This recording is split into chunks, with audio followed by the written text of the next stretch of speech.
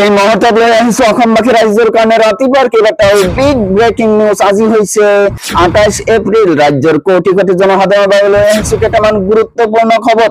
4 মেত অসমৰ নিৰ্বাচনৰ ফলাফল, কোনে বহিব দিছপুৰৰ গাদীত, দিছপুৰত বহিবলৈ ব্যাকুল বিৰোধী, কোনে দখল কৰিব দিছপুৰৰ গাদী, ইয়াক লৈ জল্পনা কল্পনা, সাহস বিৰোধী।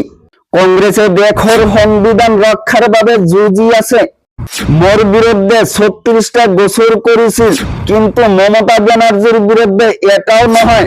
28 এপ্রিলত ঘোষণা হব উচ্চতৰ মাধ্যমিক পরীক্ষার ফলাফল। লগতে কেইটামান ৰাজনৈতিক আৰু অৰাজনৈতিক খবৰ যুগত কৰা হৈছে আজিৰ দিনটোত। গতিকে এনেবোৰ খবৰ নিতে পাই থাকিবলৈ চেনেলটো সাবস্ক্রাইব কৰি ভিডিওটোত এটা লাইক কৰিবলৈ নাপাহৰিব। হয় বন্ধু বান্ধৱীসকল, আজি আমাৰ প্ৰথমটো খবৰ খুবই গুৰুত্বপূৰ্ণ খবৰ। লগতে অসমবাসী ৰাইজৰ কাৰণে এটা ডাঙৰ খবৰ।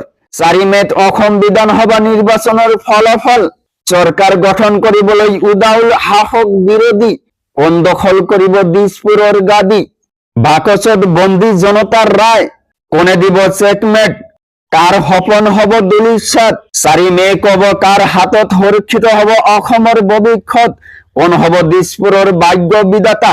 তার পিছত জনাইছো আমার দ্বিতীয়টা খবর, খুবই গুরুত্বপূর্ণ খবর। লগতে দেশৰ কোটি কোটি জনসাধাৰণৰ বাবে আহি গল ডাঙৰ খবৰ। মমতা ব্যানার্জীক থকা সুৰক্ষা রাহুল গান্ধীৰ। মোর বিরুদ্ধে 36টা গোচর করেছিল বিজেপিয়ে, কিন্তু মমতা ব্যানার্জির বিরুদ্ধে গোচর 0, এটাও নহয়। মমতা ব্যানার্জির আছে বিজেপি প্রীতি।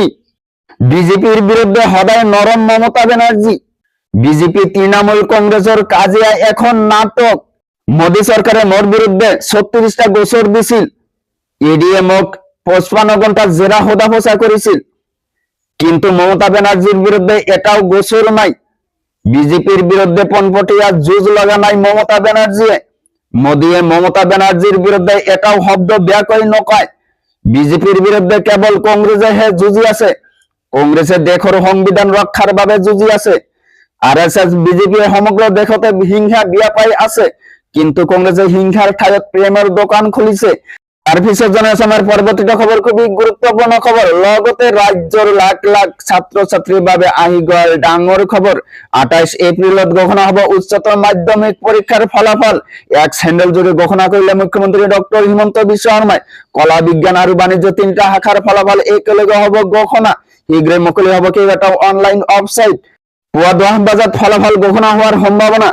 28 এপ্রিলত ঘোষণা হব উচ্চতৰ মাধ্যমিক পরীক্ষার ফলাফল।